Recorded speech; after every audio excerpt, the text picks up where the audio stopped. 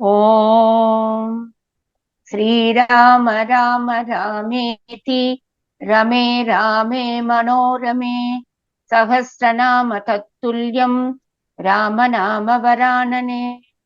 ॐ आपदामपहर्तारं दातारं सर्वसम्पदां लोकाभिरामं श्रीरामं भूयो भूयो नमाम्यहम्। नमस्कार। नमस्कार। सुन्दरकाण्डस्य पञ्चपञ्चाशः सर्गः। सीता विनाशशङ्कया हनुमतः चिन्ता तस्या निवारणं च। Today we read chapter 55 of the Sundarakandam, which has 35 verses. Seeing the whole of Lanka reduced to ashes and presuming Sita too to have shared its lot, Hanuman begins to reproach himself and gets overwhelmed with grief. In the meantime, he hears of her safety from the lips of the Siddhas, the Charanas, the celestial bards, and others, and feels comforted. आज हम सुंदर कांड के 50 सर्ग का पठन पाठन और श्रवण करेंगे। इसमें 35 श्लोक हैं। सीता जी के लिए हनुमान जी की चिंता और उसका निवारण। सन्दीप्यमानं वित्रस्तं त्रस्तरक्षोगणं पुरीम् अवेक्ष्य हनुमान् लंकां चिन्तयामास वानरः।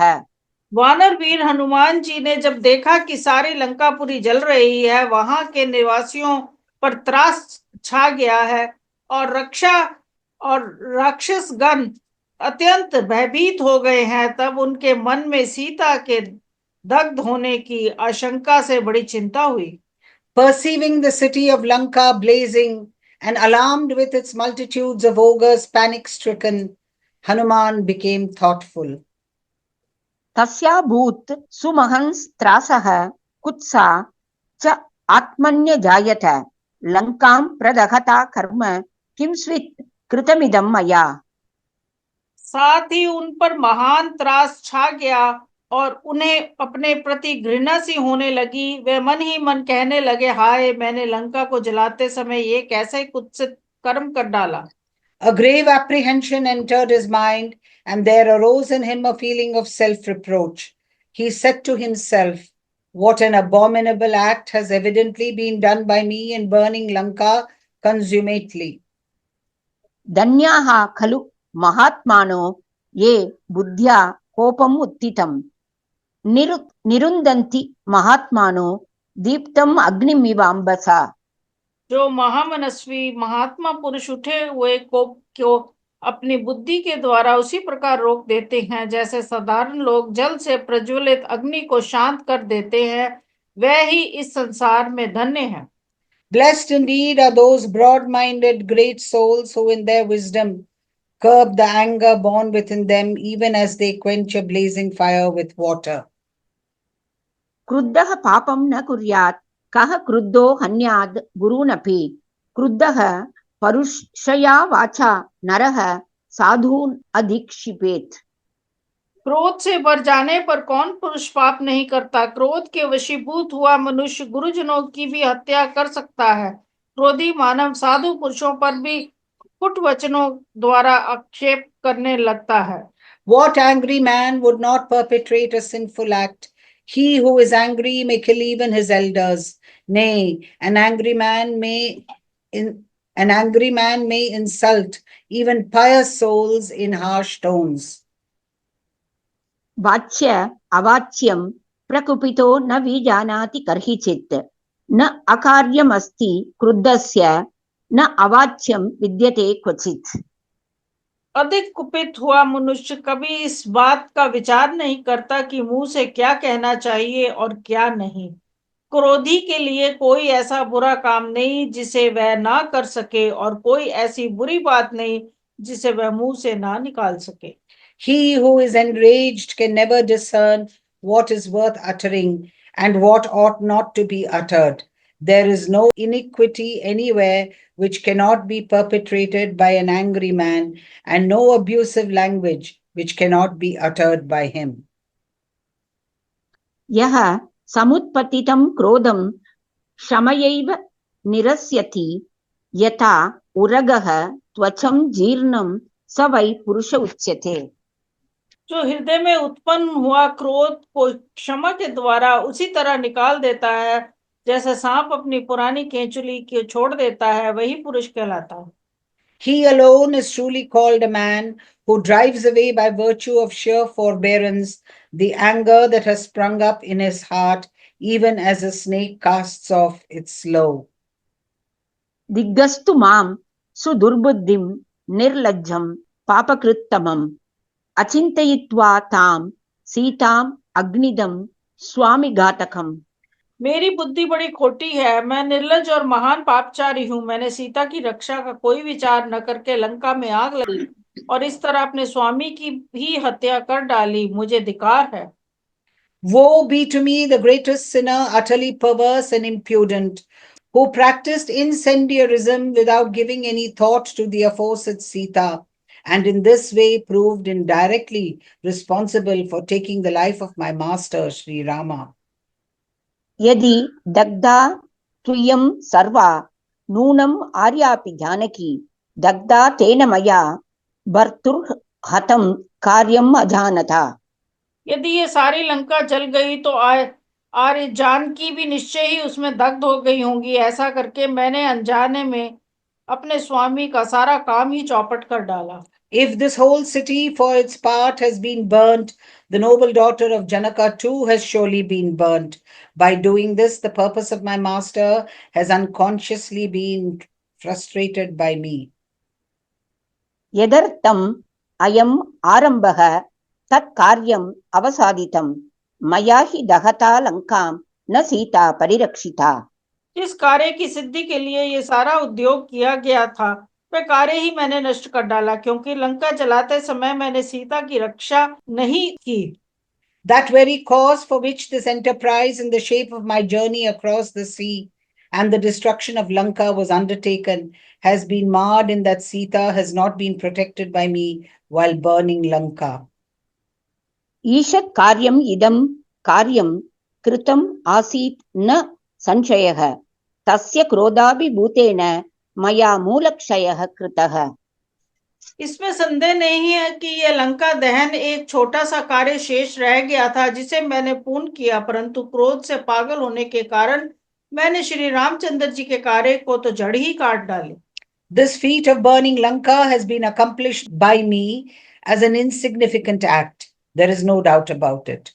Overwhelmed as I was with anger, the very root of that achievement has, however, been cut at by me. विनष्टा Janaki व्यक्तं न ह्यदग्धः प्रदृश्यते लंकायाः कश्चित् उद्देशः सर्वा भस्मीकृता पुरी। लंका का कोई भी भाग ऐसा नहीं दिखाई देता जहां आग ना लगी हो। सारी पुरी ही मैंने भस्म कर डाली है, अतः जान नष्ट हो गई, ये बात स्वतः स्पष्ट हो जाती है।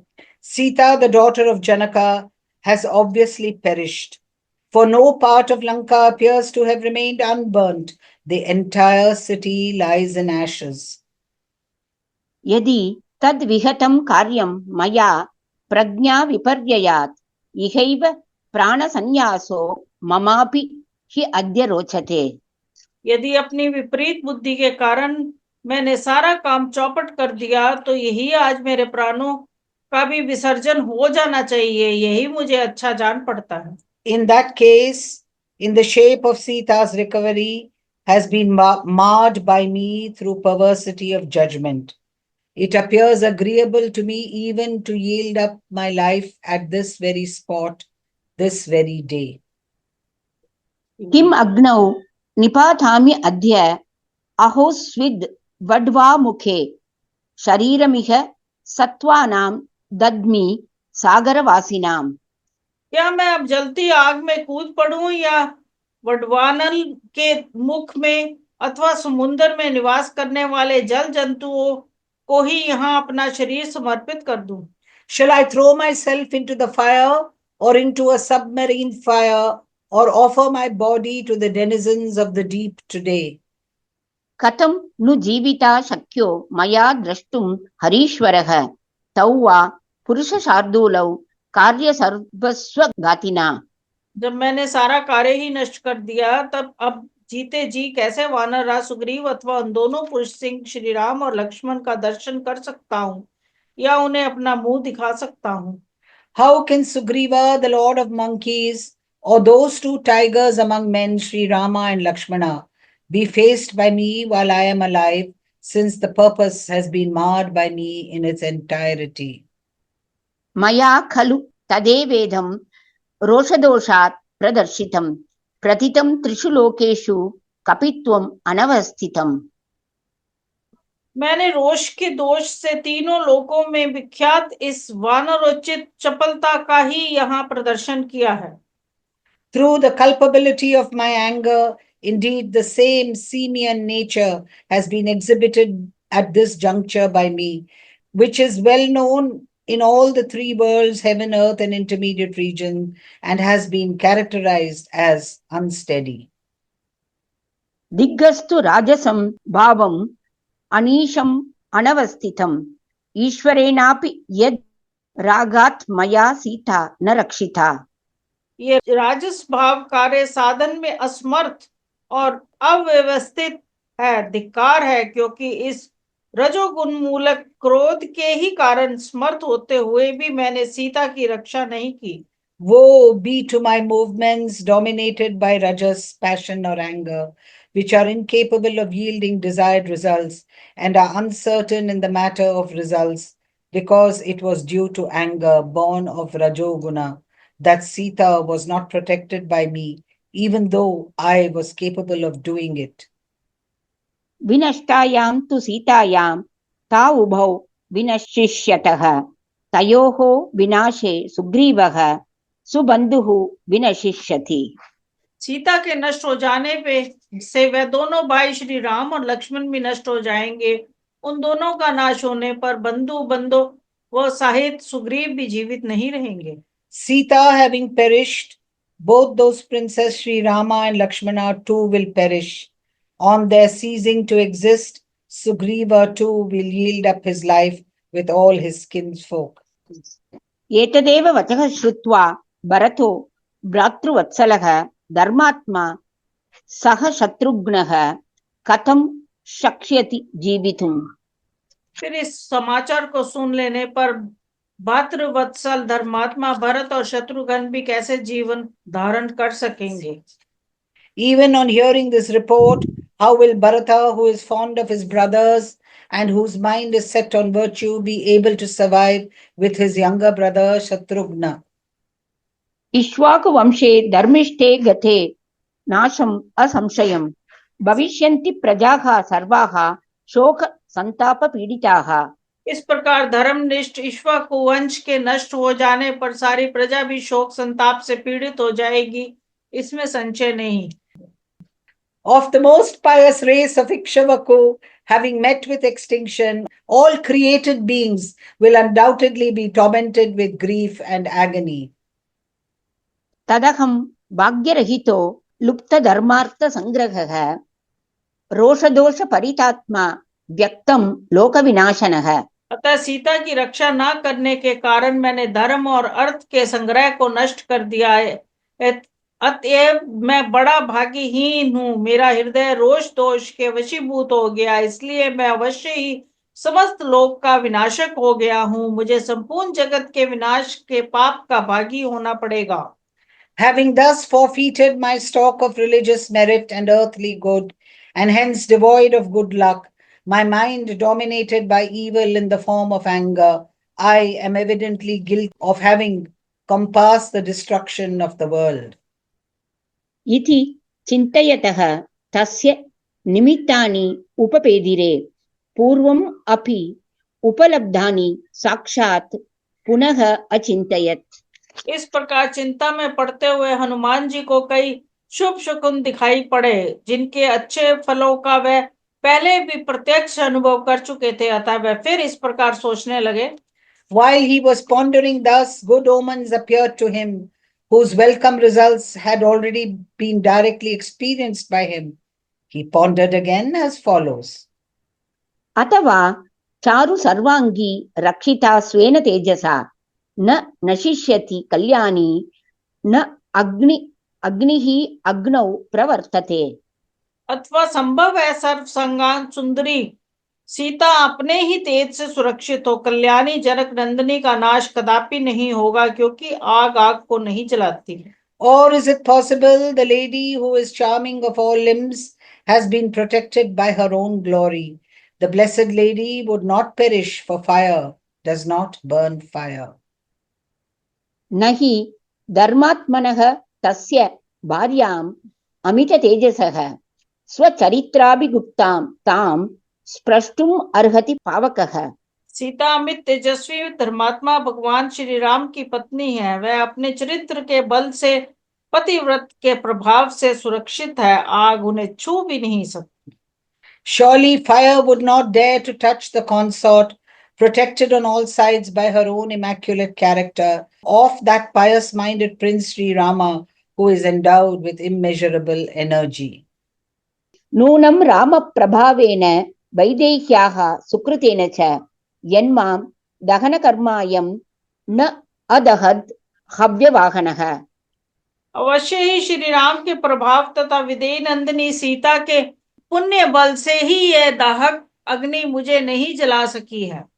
Surely it was because of Sri Rama's glory and the virtue of Sita, princess of the Videhi territory, that this fire, the bearer of sacrificial offerings, whose natural function it is to consume whatever comes into touch with it, could not burn me.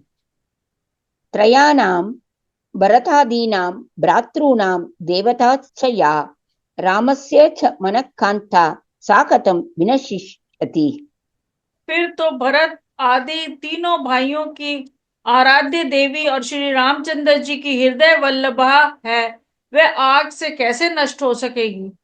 How could she, who is an object of adoration to the three brothers of Sri Rama, Bharata and others, and is beloved of Sri Rama's heart, perish? यद्वा दहनकर्मा अयं सर्वत्र प्रभुः अव्ययः न मे दहति लाङ्गूलं कथम् आर्यां प्रदक्ष्यति। ये दहक एवं अविनाशी अग्नि सर्वत्र अपना प्रभाव रखती है, सबको जला सकती है, तो भी ये जिनके प्रभाव से मेरी पूंछ को नहीं जला पाती है, उन्हीं साक्षात माता जानकी को कैसे जला सकेगी?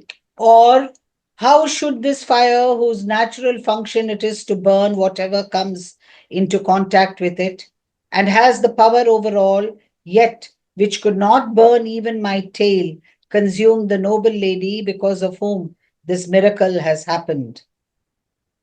पुनः च अचिन्तयत् तत्र हनुमान् विस्मितः तदा हिरण्यनाभस्य गिरेः जलमध्ये प्रदर्शनम्। उस समय हनुमान जी ने वहां विस्मित होकर पुनः उस घटना को स्मरण किया, जबकि समुद्र के जल में उन्हें मेनाक पर्वत का दर्शन हुआ था। Hanuman then recalled once more with wonder on that spot the appearance in the midst of the sea water of the hill Menak, having gold in its cavities. तपसा सत्यवाक्येन अनन्यत्वात् च भर्तरि असौ विनिर्दहेद् अग्निं न ताम् अग्निः प्रदक्ष्यति। वे सोचने लगे, तपस्या, सत्य भाषण तथा पति में अन्य भक्ति के कारण आर्य सीता ही अग्नि को जला सकती है, आग उन्हें नहीं जला सकती। He said to himself, by virtue of her asceticism, truthful speech and exclusive devotion to her husband, she can consume fire itself. Fire, on the other hand, cannot consume her. स तथा विचिन्तयन् तत्र देव्या धर्मपरिग्रहं शुश्राव हनुमान् तत्र चारणानां महात्मनाम्। इस प्रकार भगवती सीता की धर्म परायणता का विचार करते हुए हनुमान जी ने वहां महात्मा चरणों के मुख से निकली हुई ये बातें सुनी। While pondering, as aforesaid, at the time of the steadfastness of Sita, a godlike lady in the path of virtue, Hanuman heard on that spot the following words of the high-souled Charanas, the heavenly bards. अहो खलु कृतं कर्म दुर्विगाहं हनुमता अग्निं विसृजता तीक्ष्णं भीमं राक्षस सद्मनि। ओहो, हनुमान जी ने राक्षसों के घरों में दुस्साह भयंकर आग लगाकर बड़ा ही अद्भुत और दुष्कर कार्य किया है। Indeed, a marvelous and difficult feat has been accomplished by Hanuman in igniting a fierce and terrible fire in the dwellings of the ogres. प्रपलायित रक्षः स्त्री बाल वृद्ध समाकुला जनकोलाहलात्मथा क्रन्दतीव अद्रिकन्दरैः दग्धेयं नगरी लङ्का सट्टप्राकारतोरणा जानकी न च दग्धेति विस्मयो अभूत एव नः। घर में से भागे हुए राक्षसों, स्त्रियों, बालकों और वृद्धों से भरी हुई सारी लंका जन कोलाहल से परिपूर्ण हो चीत्कार करती हुई सी जान पड़ती है। पर्वत के कंदराओं, अटारियों, परकोटों और नगर के फाटकों सहित ये सारी लंका नगरी दग्ध हो गई, परंतु सीता पर आंच नहीं आई। ये हमारे लिए बड़ी अद्भुत और आश्चर्य की बात है। Thickly crowded with ogres, their womenfolk, children, and the aged, in rapid flight, and filled with the noise of the people, this city of Lanka, which is shrieking, as it were, in the form of its denizens, has been burnt with its mountains, caverns, attics, defensive walls, and archways. Yet Sita, Janaka's daughter, has not been even touched by fire. This is an unprecedented wonder to us. इति सुश्राव हनुमान् वाचं ताम् अमृतोपमाम् बभूव च अस्य मनसो हर्षः तत्काल संभवः। हनुमान जी ने जब चरणों के कहे हुए वे ये अमृत के समान मधुर वचन सुने, तब उनके हृदय में तत्काल हर्षोल्लास छा गया। Hanuman heard the aforesaid talk, which was sweet as nectar, and the joy which sprang up in his heart at that moment pervaded his soul. स निमित्तैश्च दृष्टार्थैः कारणैश्च महागुणैः ऋषिवाक्यैश्च हनुमान् अभवत् प्रीतमानसः। अनेक बार के प्रत्यक्ष अनुभव किए हुए शुभ शकुनों, महान गुणदायक कारणों तथा चरणों के कहे हुए पूर्वोक्त वचनों द्वारा सीता जी के जीवित होने का निश्चय करके हनुमान जी के मन में बड़ी प्रसन्नता हुई। On account of good omens, whose welcome results had been perceived by him on many an occasion in the past, nay, for very potent reasons such as the glory of Sri Rama and Sita's exclusive devotion to her husband, which led him to conclude that Sita was alive, as also on the strength of the words of the Charanas, who could see everything, the aforesaid Hanuman felt delighted in mind. ततः कपिः प्राप्त मनोरथार्थः ताम् अक्षतां राजसुतां विदित्वा प्रत्यक्षतः तां पुनरेव दृष्ट्वा प्रतिप्रयाणाय मतिं चकार। राजकुमारी सीता का कोई क्षति नहीं पहुंची है, ये जानकर कपिवर हनुमान जी ने अपना संपूर्ण मनोरथ सफल समझा और पुनः उनका प्रत्यक्ष दर्शन करके लौट जाने का विचार किया। Coming to know of that princess having escaped unscathed, and then seeing her once more with his own eyes, Hanuman, who had attained his end and acquired the speed of thought, made up his mind to return to the presence of Sri Rama. इत्यार्षे श्रीमद् रामायणे वाल्मीकीये आदिकाव्ये सुंदरकांडे 55 सर्गः।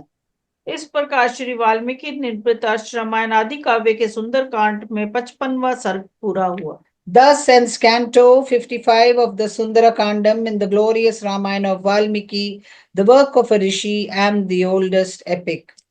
Om Shri Rama Rama Rameti Rame Rame Manorame Sahasranama Tattulyam Rama Nama Varanane.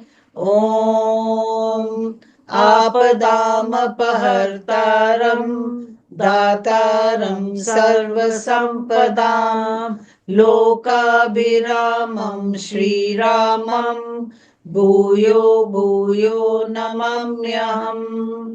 Dhanyavad. धन्यवाद।